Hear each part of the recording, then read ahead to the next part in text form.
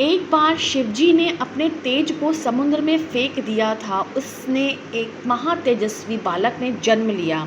यह बालक आगे चलकर जालंधर के नाम से पराक्रमी दैत्य राजा बना। इसकी राजधानी का नाम जालंधर नगरी था।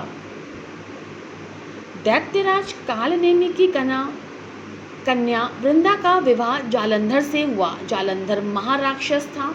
अपनी सत्ता के मद में चूर उसने माता लक्ष्मी को पाने की कामना से युद्ध किया, परंतु समुद्र से ही उत्पन्न होने के कारण माता लक्ष्मी ने उसे अपने भाई के रूप में स्वीकार किया। वहां से पराजित होकर वह देवी पार्वती को पाने की लालसा से कैलाश पर्वत पर गया। भगवान देवाधिदेव शिव का रूप धरकर माता पार्वती के समीप गया, परंतु मां ने अपने योग बल से उसे तुरंत ही पहचान लिया तथा वहां से अंतर्ध्यान हो गई। देवी पार्वती ने क्रुद्ध होकर सारा वृत्तांत भगवान विष्णु को सुनाया। जालंधर की पत्नी वृंदा अत्यंत पतिव्रता स्त्री थी। उसी के पतिव्रत धर्म की शक्ति से जालंधर न तो मारा जाता था और न ही पराजित होता था। इसीलिए जालंधर का नाश करने के लिए वृंदा के पतिव्रत धर्म को भंग करना बहुत आवश्यक था।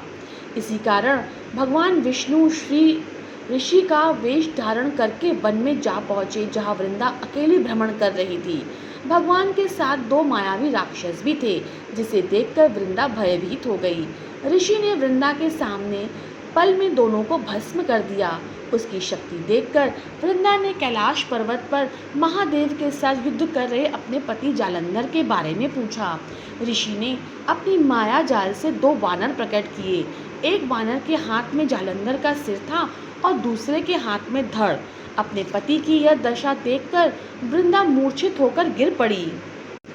होश में आने पर उन्होंने ऋषि रूपी भगवान से यह विनती की कि उसके पति को जीवित कर दे। भगवान ने अपनी माया से पुनः जालंधर का सिर धड़ से जोड़ दिया, परंतु स्वयं भी वह उसी शरीर में प्रवेश कर गए। वृंदा को इस छल का तनिक भी आभास न हुआ। जालंधर बने भगवान के साथ वृंदा पतिव्रता का व्यवहार करने लगी, जिससे उसका सतीत्व भंग हो गया। ऐसा होते ही वृंदा का पति जालंधर युद्ध में मारा गया। इस सारी लीला का जब वृंदा को पता चला तो उसने क्रुद्ध होकर भगवान विष्णु को हृदयहीन शिला होने का श्राप दे दिया। अपने भक्त के श्राप को भगवान विष्णु ने स्वीकार किया और शालिग्राम पत्थर बन गए। सृष्टि के पालनकर्ता के पत्थर बन जाने से ब्रह्मांड में असंतुलन की स्थिति हो गई। यह देखकर सभी देवताओं ने वृंदा से प्रार्थना की कि वह भगवान विष्णु को श्राप से मुक्त कर दे। वृंदा ने भगवान विष्णु को श्राप मुक्त कर स्वयं आत्मदाह कर लिया। जहाँ वृंदा भस्म हुई वहाँ तुलसी का पौधा उगा। भगवान विष्णु ने वृंदा से कहा, हे वृंदा, तुम अपने सतीत्व के कारण मुझे लक्ष्मी से भी अधिक प्रिय हो गई हो। अब तुम तुलसी के रूप में सदा मेरे साथ रहोगी। तब से हर साल कार्तिक महीने की देव उठावनी एकादशी का दिन तुलसी विवाह के रूप में मनाया जाता है।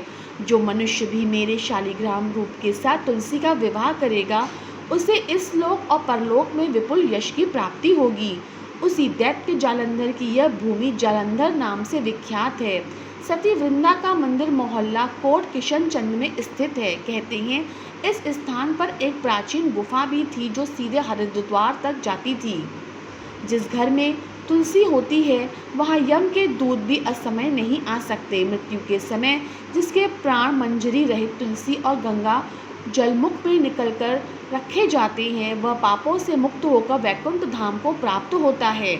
जो मनुष्य तुलसी व आंवले की छाया में अपने पितरों का श्राद्ध करता है, उसको पितर के मोक्ष की प्राप्ति होती है।